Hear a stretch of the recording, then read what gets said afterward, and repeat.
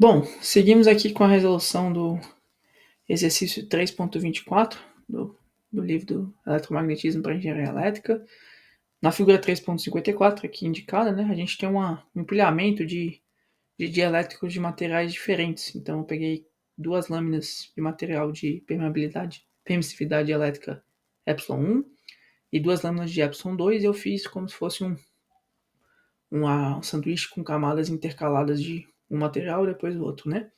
Eles são isotrópicos, ou seja, a permeabilidade é a mesma, não importa a direção do material, x, y, z, e como conjunto, certamente eles não vão ter as mesmas características, né? Porque existem conservações de campo elétrico e magnético, no caso aqui só elétrico, de forma que o resultado visto de um eixo ou de outros é diferente por conta de eu ter feito um mix de materiais com propriedades elétricas diferentes. A distribuição quantitativa é de n, em que n está entre 0 e 1, podendo ser igual a 0 ou igual a 1 para o material 1, e 1 menos n para o material 2, né? Ou seja, qual é a distribuição, quantas lâminas no total eu tenho de 1, do material 1 em relação ao material 2, né?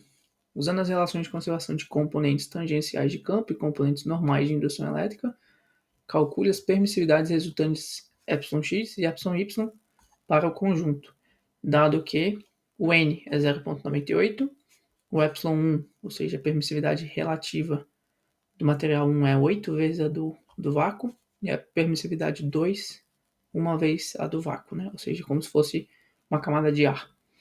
Como que resolve isso, esse problema aqui? Bom, pelo menos ele já começou com um ponto importante. Ele me deu já a referência, né? O Y e o X já estão aqui bem desenhados, né?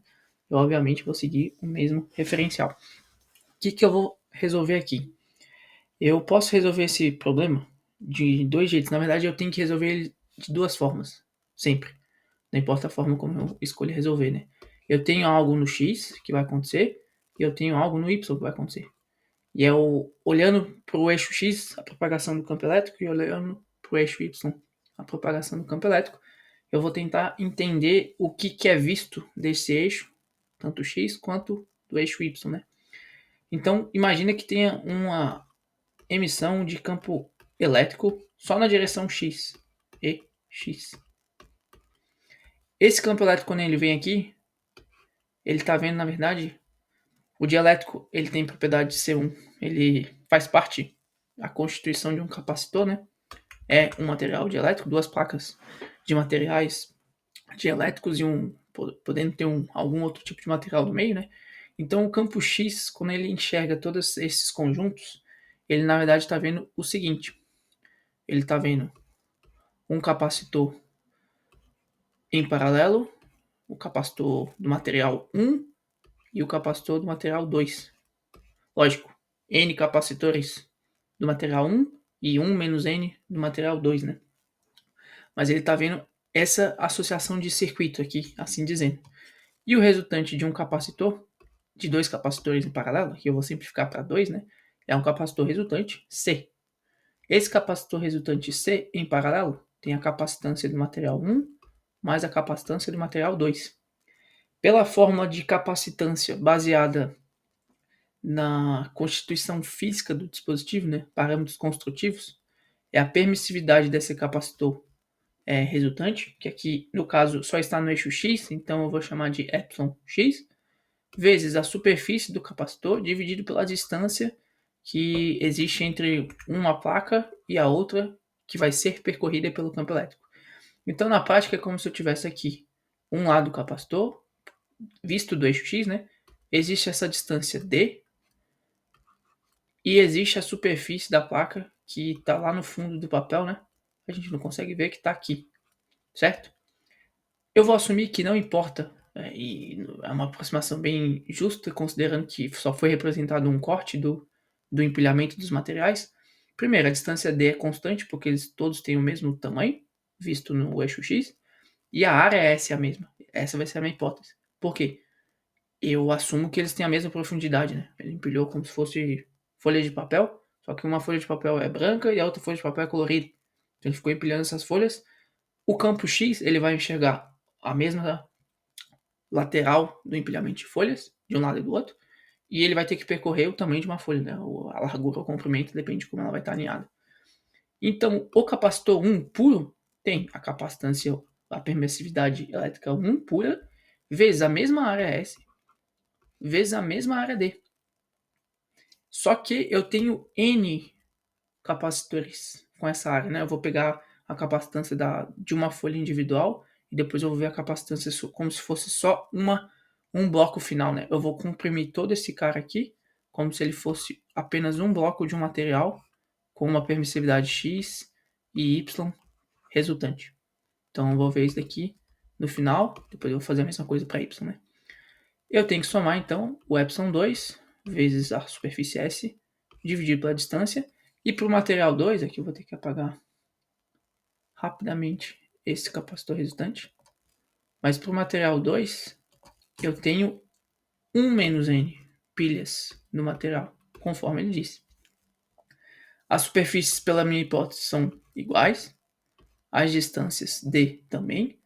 E aqui eu encontro uma fórmula que me permite calcular o εx resultante em função do 1, ε1 e do número n que ele me deu. E o ε2 vezes 1 menos n.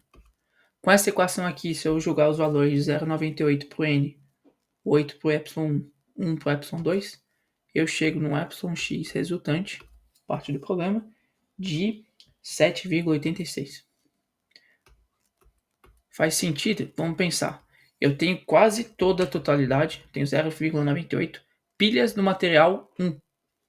É esperado que numa direção eu tenha muito provavelmente boa parte da permeabilidade próxima de 8, que é o valor puro de ε1. Fez sentido aqui então um pouco essa conta. Lógico, o gabarito confirma que é esse resultado, mas o número em si a princípio não me parece estar muito estranho. Isso resolve para o eixo X. Como que a gente resolve para o eixo Y agora? A gente tem que usar o mesmo princípio, só que para o eixo Y a gente tem um arranjo de circuitos diferentes. Por quê? Quando eu olho do eixo Y, e eu vou mudar de cor, o que a gente enxerga é, chega o campo Y aqui, ele vê uma camada de ε2, depois uma camada de ε1, depois uma camada de ε2, depois uma camada de ε1 e assim sucessivamente. Então no final ele vê um capacitor C1 ou C2 em série com um capacitor C2 ou C1. E eu quero simplificar isso como se eu estivesse vendo só uma placa de capacitor. Que é como se eu estivesse vindo com Y aqui, saindo, e só tem um material único, que é a resultante equivalente da composição desses dois materiais, de acordo com os dados do problema. Capacitores em série, eles têm uma capacitância resultante, que é a soma, o inverso da capacitância resultante é a soma do inverso das capacitâncias individuais. Então essa é a resolução do problema. Só que C1, C2 e C, eles continuam sendo definidos de acordo com as propriedades construtivas do dispositivo. Então eu posso usar as mesmas equações que eu usei aqui, só que eu tenho que levar em conta aqui que tem o inverso da soma dos inversos. Então, o C resultante, ele vai ter, nesse caso aqui, o epsilon y, porque eu estou olhando na direção y. Ele tem a mesma superfície S que ele está enxergando. Lógico, aqui no caso a superfície S agora, em vez de ser a superfície lateral, vai ser a superfície do fundo ou da tampa, né? No caso aqui, quando ele entrar vai ser no fundo e depois vai sair na tampa. Mas é a tampa, o fundo e a tampa da caixa. Antes eu tinha visto as laterais, mas nesse eixo o S também é constante. Então não é o mesmo S do vermelho, que é o eixo X. Pode ser, se for tudo quadrado, né? Mas a princípio ainda é igual no sentido da resolução do problema. Eu tenho o C1, que aí a gente já sabe como é que é falando dele, ε1, S, N pilhas do material 1, dividido pela distância.